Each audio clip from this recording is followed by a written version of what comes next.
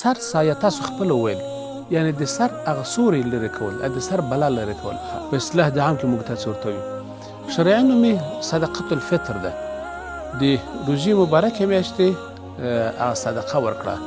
دا چې صدقه فطر سړی ولې ورکړي او څوک ورکړي او څه وخت یې ورکړي او څومره اندازه یې ورکړي لږ لږ غواړم څه بیان کړم چې صدقه فطر پیغمبر صلی الله علیه وسلم فرمایي چې دا واجب ده په هر چا باندې چې هغه صاحب یو نصاب مال اوسي قرآن کریم کې هم الله پاک فرمایي قد افلح من تزکه په تحقیق سره بریالیتوب ته ورسېد هغه څوک چې تزکیه وکړي یعنې سرسایه یې ورکړه سرسایه کله چې د روژې مبارکه میاشت تکمیل سي او د فطر اختر هغه سهار هغه سپیدي وچوي سرسایه په هغه چا باندې چې واجد د شرایط وي او تر هغه وخته ژوندی وي په هغه باندې لازمیږي اما وخت د ادایي چې نن د روژې مبارکې دغه د حدود د نیمایي کې 15 نه بعد شروع کیږي مسلمان کولی شي چې سرسایه له 15 د روژې نه بعد سرسایه ورکړي او دغه سرسایه چې حدیث کې هم راځي یا حدیث اگر چې په خپل صحت یا قوت کې علما فرمایي چې رمضان معلق ما بین د اسمان او ما بین ځمکې چې اوسي څو چې سرسایه چا نه وي ورکړی یو نصاب مال هر چا چې درلود هغه یو نصاب مال که په حساب د سره زر ورته وګورو 80 ګرامه سره زر راځي او که په حساب د سپین زر ورته وګورو 612 ګرامه که قیمت کو 200 درهم په 100 افغاني یعنې 100,000 افغاني که څوک ولري دا سړی صاحب یو نصاب مال ده باید سرسایه 100,000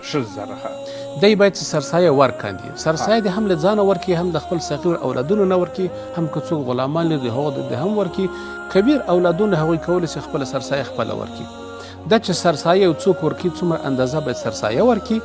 سرسایه حد اقل د هغه چا لپاره چې هیڅ نور امکانات لري ډیر په ضعف د اقتصاد کې موجود وي دی یو چارک غنم چې 80 افغانۍ کیږي یو چارک غنم د یو نفر سرسایه باید ورکړي خو هغه څوک چې وس او توان یو څه زیات لري هغوی باید د وربشو یا د ممیزو او یا د خرما له قیمت نه باید چې سرسایه ورکړي چې هغه په حدود د 350 افغانۍ کیږي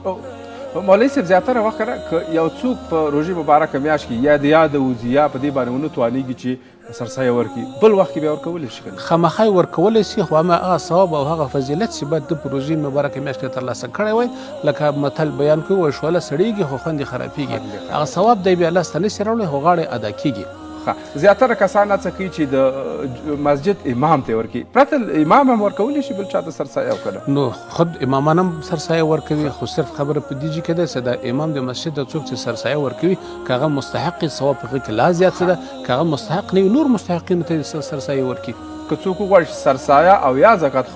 خپلوان ته ورور ته چاته ورکړي په خپل کورنۍ کې اصول او فروع پورته مور او پلار نیکه او انا ته نشي ورکولی لاندې زوی او لور المسی او المسی یا لاندې ته نشي ورکولی ښځه او خوند په خپل مابین کې زکات او سرسایه یو بل ته نشي ورکولی که د چا زوی بیل او هغه غریب د زکات مستقیم زوی ته نشي ورکولی انګور ته ورکولی شي خو همدلته بله خبره ما کوله چې ورور ته څوک غواړي سرسایه یا زکات ورکړي هغه ورور یو وخت کېدای شي فیوډال وي خو ډېر مستحق وي اما دې غیرت یې نه مني څنګه سرسایه یا زکات ورکړي دغه سړی کولی شي ورور ته وایي چې دا پیسې ما تا ته په بخشش کې درکړې اما په زړه کې نیت د سرسایه یا د زکات وي که څوک خپلوانو ته سرسایه یا زکات ورکړي 4 ثواب لري یو ثواب یې د مسلماني ده بل ثواب یې دا چې مسکین ده بل ثواب یې دا ده چې هغه خپل ده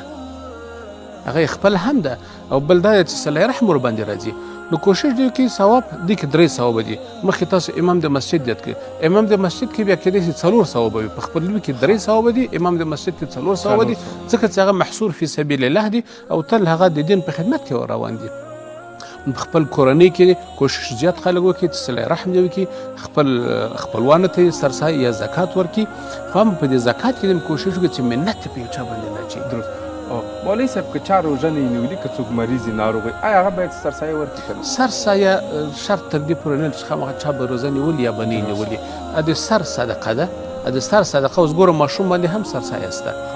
ماشوم چې هغه ماشوم چې د اختر په شپه تولد چې دغه هم سرسایه ورکړي نو هغه روژه نه دی نیولی دا د سر بلا یا په اصطلاح د موږ عام سرسایه ورته وایي د سر بلا دفع کوي نو هر چا چې روژه نیولي یا نه نیولي نو هغه دې باید سرسایه ورکړي او که څوک ورنکړي څه ګناه لري نو که څوک ورنکړي ترک د واجب یې وکړي ترک د واجب منزله تر فرض یو درجه ټیټه ده نو ترک د واجب باندې هم مؤاخذه کیږي هم یې غاړې بندې دي. هغه مخکې حدیث چې ما ولوستي رمضان معلق بین السماء والارض، رمضان به معلق ما بین د اسمان او ځمکې، دا راپور او ګزارش خاص نه دي، څوک سرسایه نه وي ورکړي.